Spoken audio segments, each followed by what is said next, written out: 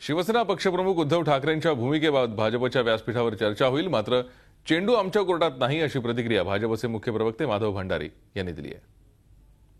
भाजपचे प्रवक्ते माधव भंडारी आपल्या बरोबर आहेत. सर, काय सांगाल? सेनेनं कंडिशन घातली आहे की जर का एनसीपीचा पाठिंबा तुम्ही घेणार असाल तर आम्ही विरोधात बसू. काय भाजपची प्रतिक्रिया?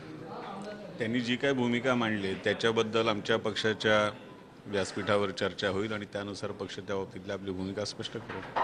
भगवा आतंकवाद अशा त्यांनी शब्द वापरला आणि त्या अनुषंगाने प्रेस कॉन्फरन्स घेताना त्यांनी ते स्पष्टीकरण दिले. याबाबत आपलं काय म्हणणं आहे? एक गोष्ट आपण सगळ्यांनी लक्षात घेतली पाहिजे की मतमोजणी सुरू असताना जेव्हा भाजप हा सगळ्यात मोठा पक्ष म्हणून समोर येतोय स्पष्ट झालं, तेव्हा राष्ट्रवादी काँग्रेसने एकतर्फी पाठिंबा जाहीर केला आणि बिनशर्त पाठिंबा जाहीर केला.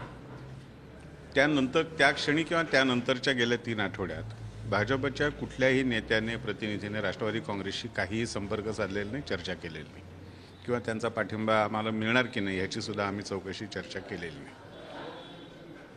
पण भगवा आतंकवाद शब्दप्रयोगाला जन्म देणाऱ्या राष्ट्रवादी काँग्रेसच्याच नेत्यांबरोबर शिवसेनेच्या काही मंडळींनी गेले 2-3 दिवस बैठका केल्या, काही राजकीय डाव मांडण्याचा प्रयत्न केला.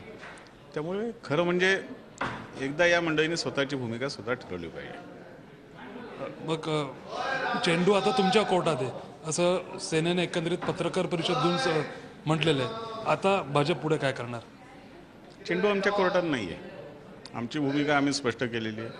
आम्ही आमच्या पद्धतीने काम करणार आणि बघू येत्या 2-3 दिवसात आणखीन काय काय घटना घडतील त्या आपल्या समोर आहेत. याचा अर्थ सेनेबरोबर चर्चा बंद होईल किंवा तुम्ही करणार नाही?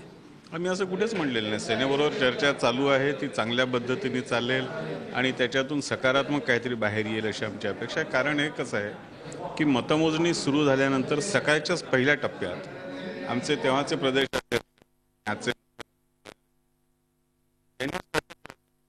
आमची नैसर्गिक मित्र आहे. आता ही भूमिका पहिल्या दिवशी पहिल्या क्षणाला स्पष्ट केल्यानंतर सुद्धा गेल्या 3 आठवड्यामध्ये आमच्यावरती ज्या पद्धतीने टीका चालू आहे, ज्या पद्धतीने अटी शर्ती टाकण्याचं काम चालू आहे, त्या सगळ्याची चर्चा आमच्या पक्षात होईल. व्हिडिओ जर्नलिस्ट फवादसह अमित जोशी, झी मीडिया, मुंबई. झी 24 तास रहा एक पाऊल पुढे.